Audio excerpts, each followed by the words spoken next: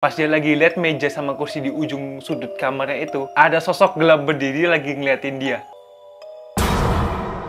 Nah, di situ dia ketakutan banget. Cewek itu jongkok kayak begini nih. Jongkok kayak begini, habis itu ceweknya tuh hilang dari pandangan. Pelan-pelan dia ngeliat kepala ceweknya naik kayak begini. Gitu.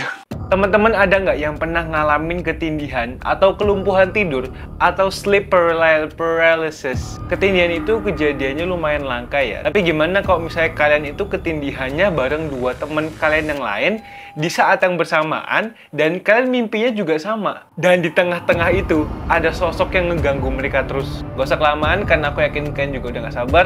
Karena aku yakin ayam bisa main gitar. Tonton sampai selesai ya.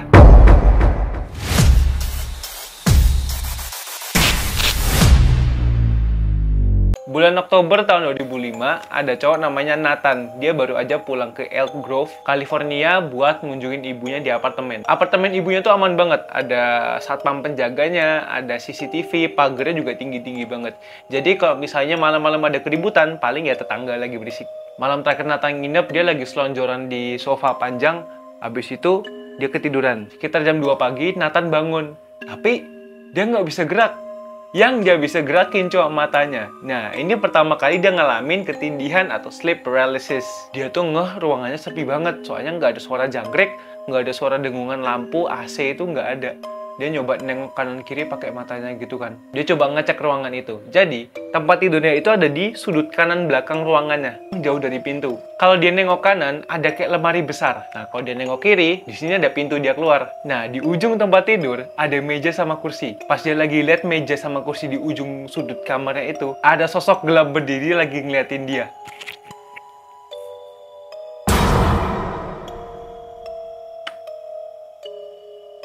Nah, di situ dia ketakutan banget. Di pikirannya, kok ada penyusup di kamar? Cara dia masuk gimana? Aku dikunci semuanya loh. Dia ngelatinya agak lama dan sadar, kok itu kayak cewek ya? Nah, tapi sebelum dia tidur lagi, dia ngeliat cewek itu jongkok kayak begini nih. Jongkok kayak begini, habis itu ceweknya tuh hilang dari pandangan. Habis itu dia denger kayak ada suara orang merayap di lantai. Dia denger nafas cewek itu pelan-pelan ke pinggir tempat tidurnya dia. Pas dia lagi tiduran, ceweknya itu nyelonjor ke tempat tidurnya, terus dia ngeliatin begini. Gitu. Mukanya pucat banget, cekung dalam gitu, terus dia mulai merayap ke badannya Nathan. Nathan ngeliat juga ke cewek itu, tapi dia tuh nggak bisa tutup mata. Rasanya ada yang kayak neken dadanya dia gitu. Akhirnya dengan sekuat tenaga, dia nyoba teriak, akhirnya dia berhasil. Pas dia teriak, wow gitu, ceweknya hilang. Nah, dia begini, terus bangun. Nah, suara dengungan jangkrik, mobil lewat, lampu gitu mulai kedengeran lagi dong. Ya, bising pada normalnya. Ibunya kan lari ke kamar, kamu kenapa? Kamu kenapa? Gitu. Habis itu, Nathan bilang, oh nggak apa-apa bu, cuma mimpi buruk aja gitu. Habis itu, ibunya bilang, kamu yakin nggak apa-apa? Gitu. Kata Nathan, ya nggak apa-apa. Habis itu Nathan ke bawah, dia nonton TV, habis itu ketiduran sampai besok paginya. Dan dia nggak kejadian lagi ketindihan itu. Nah, kemarin kan di apartemen. Sekarang Nathan ini paginya balik ke rumahnya. Terus dia mikir begini, ada ya orang yang tahan ngalamin ketindihan terus setiap hari? Karena Nathan tuh bener-bener gak bisa ngelupain kejadian tadi malam. Terus beberapa bulan kemudian, Maret 2006, Nathan ngehadirin pesta barbecue di tempat keluarga besarnya. Ya kayak pesta outdoor gitu loh. Nah, om sama tantenya semua ada di situ. Tiba-tiba adik ceweknya muncul. Langsunglah Nathan ngajak dia ngobrol. Ya satu jam pertama biasalah mereka nanya-nanya tentang kehidupan. Habis itu sejam kemudian, Nathan akhirnya mutusin buat ngebahas tentang sleep paralysis itu. Karena adiknya tuh tahu kalau Nathan itu skeptis orangnya. Nathan itu nggak percayaan sama hal-hal aneh gitu.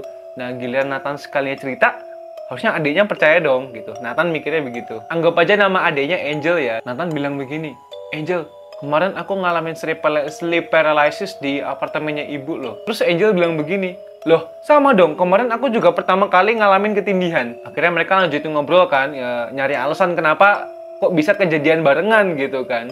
Tapi akhirnya mereka nggak ketemu alasan logis, akhirnya mereka mutusin buat ya udah deh, ini Gak usah dibahas lagi. Nah, habis pulang pesta di rumah saudaranya itu, akhirnya dia pulang dan nyeritain itu ke istrinya. Habis itu dia nggak mau ngebahas itu sama siapapun lagi. 5 bulan kemudian, Agustus 2006, ibunya Nathan pindah dari apartemen itu dan ibunya pindah ke rumah 2 lantai di Elk Grove. Nggak lama setelah pindah, ibunya minta Nathan nginep di situ buat beberapa hari. Malam pertama Nathan nginep di situ ya biasa-biasa aja, nggak ada apa-apa gitu.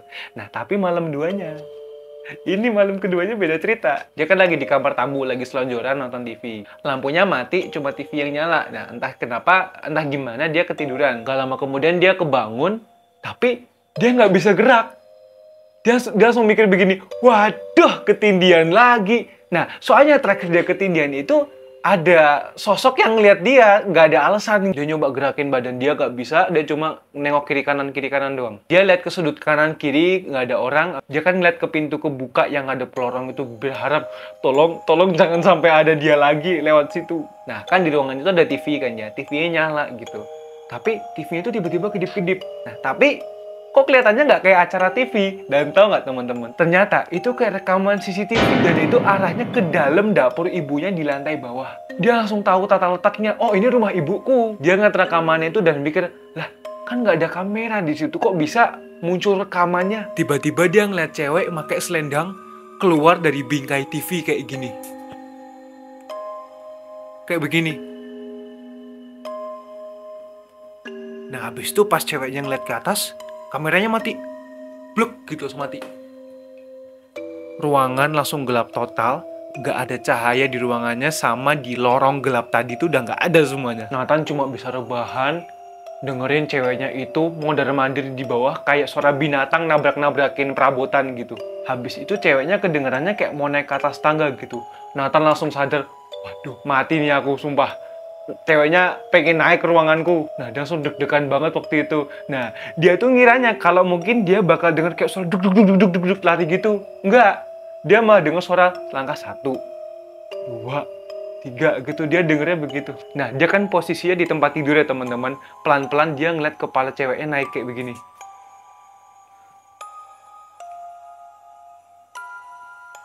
Gitu. Nah, pas dia ngeliat Nathan, dia langsung merangkak cepet-cepet ke arah Nathan. Nah, Nathan langsung teriak kenceng banget. Ceweknya itu malah berhenti di tengah kamar ngeliatin Nathan kayak begini. Pas ceweknya udah di bawah, akhirnya Nathan bisa duduk. Ketindihan di apartemen ibunya Nathan sama ketindihan di rumahnya ibunya Nathan itu beda teman-teman. Jadi, pas ketindihan di rumahnya, di apartemen ibunya, Nathan ini bangun-bangun ngerasa lega. Tapi, pas ketindihan di rumah ibunya, Nathan ini ngerasa kayak masih ada rasa takut gitu loh. Dia kayak yakin kalau masih ada ceweknya di sini. Nah, pas lagi duduk, ibunya langsung lari ke tempat tidurnya. Nathan, kamu nggak apa-apa? Kamu ya yang tadi lari-lari di rumah ya? Kata ibunya begitu. Nathan ngeliatin ibunya masih bingung. Kan dia ya jam 2 pagi gitu kan. Dia bingung ini mimpi atau bukan gitu. Masih kelayangan dia kepalanya kan. Dia cuma bilang, Bu, kayaknya ada penyusup di sini. Kita harus nyalain semua lampu yang ada di rumah ini. Langsunglah mereka nyalain semua lampunya. Tapi ya nggak ada tanda apa-apa. Nggak ada tanda orang membobol apa nyusup gitu. Nah, akhirnya mereka mutusin buat ngobrolin itu di dapur. Habis itu Nathan cerita ke ibunya, Bu, aku ngalamin ketindihan kemarin di apartemennya ibu, sekarang di rumahnya ibu. Aku nggak tahu mau cerita ke siapa, aku aja nggak tahu ibu bakal percaya apa enggak. Tapi itu yang bener-bener kejadian, karena aku sebenarnya kok cerita itu takut dikira orang gila gitu, kata Nathan. Nathan juga bilang kalau dia itu juga cerita ke adiknya. Dia, si Angel juga bilang kalau dia juga ngalamin hal yang persis sama yang dialamin si Nathan. Dia juga pertama kali ngalamin ketindihan atau sleep paralysis. Dia ngelanjutin, aku juga ngalamin ketindihan lagi malam ini, Bu. Nah, ditambah lagi, ibu barusan bilang kan, ada orang yang lari-lari di dalam rumah kan. Ibunya kelihatan khawatir banget, jelas. Tapi dia nggak kaget. Dan tahu nggak teman-teman ibunya ngomong apa? Sama nak, ibu juga ngalamin hal yang sama persis kamu alamin.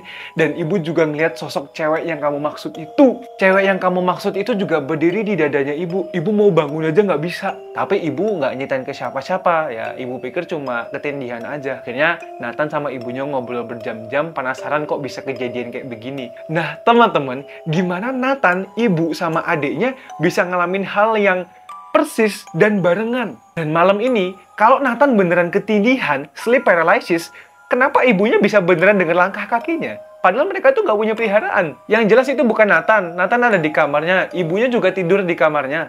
Makanya dia nanya ke Nathan. Nathan bilang kalau keluarganya masih terguncang sama apa yang terjadi 2006 dulu. Mereka keluarga yang skeptis, nggak gampang bilang apa-apa tuh paranormal, pasti ada penjelasannya. Nathan bilang dia, Angel sama ibunya itu udah nggak ngalamin kejadian apa-apa sejak malam itu. Nah, kalau itu kan pengalaman ketindihannya Nathan. Nah, sekarang aku pengen baca pengalaman teman-teman yang pernah ketindihan. Diketik di kolom komentar ya. Kalau mau nanti aku jadiin rekap satu video, kita bacain itu semuanya. Gimana? Mau? Follow Instagramku @chestermahendradata biar teman-teman jadi orang pertama yang tahu update dari aku.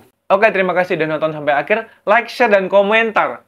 Kan mau nggak aku bikin video cerita pengalaman horor orang lagi kayak begini? Atau pengalaman kalian? Pencet tombol merah dan notifikasinya, biar kita bisa ketemu lagi di next video. That's it. Bye-bye.